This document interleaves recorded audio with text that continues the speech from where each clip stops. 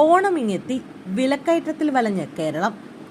ഓണം അടുത്തെത്തുമ്പോഴും അരിയും പലവ്യഞ്ജനങ്ങളും മുതൽ പച്ചക്കറിയും മത്സ്യ മാംസാദികളും വരെ എല്ലാത്തിനും വിപണിയിൽ തീ വിലയാണ്.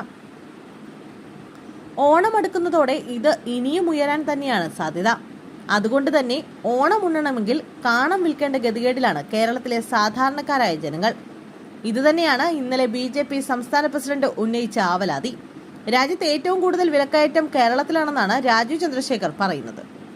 വിലക്കയറ്റം പിടിച്ചു നിർത്താൻ ഒന്നും ചെയ്യാൻ പിണറായി വിജയൻ സർക്കാർ തയ്യാറാകുന്നില്ലെന്നും BJP സംസ്ഥാന പ്രസിഡന്റ് രാജീവ് ചന്ദ്രശേഖർ ആരോപിച്ചിരുന്നു.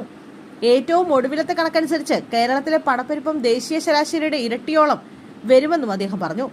രാജ്യത്തിന്റെ പണപ്പെരുപ്പ നിരക്ക് കഴിഞ്ഞ 8 വർഷത്തെ താണനിലയായ 1.55% എത്തിയപ്പോൾ കേരളത്തിലേത് 8.89 കുതിച്ചുയർന്നു. കഴിഞ്ഞ 7 മാസമായി പണപ്പെരുപ്പത്തിൽ ഇന്ത്യയിൽ 1-ാം സ്ഥാനത്താണ് കേരളം. ഇത്രയും കാലത്തിനിടെ അത് പിടിച്ചു നിർത്താൻ കഴിഞ്ഞില്ലെന്ന് മാത്രമല്ല, ഓരോ മാസവും കുതിച്ചുയരുകയും ചെയ്യുകയാണെന്ന് രാജീവ് ചന്ദ്രശേഖർ ആരോപിച്ചു. കഴിഞ്ഞൊരു മാസത്തിനിടെ മാത്രം 2.18% വർധനയാണ് പണപ്പെരുപ്പത്തിനുണ്ടായത്.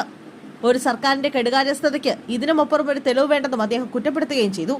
അതിനിടെ ഓണക്കിറ്റ് ഈ മാസം 26 മുതൽ വിതരണം ചെയ്യുമെന്ന് മന്ത്രി GR അനിൽ അറിയിച്ചു. 6 ലക്ഷത്തിൽ പരം AY കാർഡുകാർക്കും ക്ഷേമ സ്ഥാപനങ്ങൾക്കുമാണ് ഭക്ഷ്യക്കിറ്റ് നൽകുകയെന്നും അദ്ദേഹം പറഞ്ഞു. 14 ഇനം ഭക്ഷ്യ ഉൽപ്പന്നങ്ങൾ അടങ്ങിയതാണ് ഇത്തവണത്തെ കിറ്റ്. 4-ാം തീയതിയോടെ വിതരണം പൂർത്തിയാക്കും. ഓണത്തിന് ഒരു റേഷൻ കാർഡിന് 20 കിലോ അരി 25 രൂപ നിരക്കിൽ ലഭിക്കുമെന്നും അദ്ദേഹം വ്യക്തമാക്കി.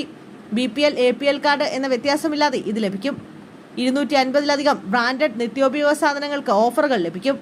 പുതിയതായി പുറത്തിറക്കിയ സാധനങ്ങൾ ഓണം പ്രമാണിച്ച് വലിയ വിലക്കുറവിൽ ലഭിക്കും. അരിപ്പൊടി, ഉപ്പ്, പഞ്ചസാര, മട്ടേരി, പായസം മിക്സ് എന്നീ നിത്യോപയോഗ സാധനങ്ങൾ വിലക്കുറവിൽ കിട്ടുമെന്നാണ് ഭക്ഷ്യമന്ത്രിയുടെ ഉറപ്പ്.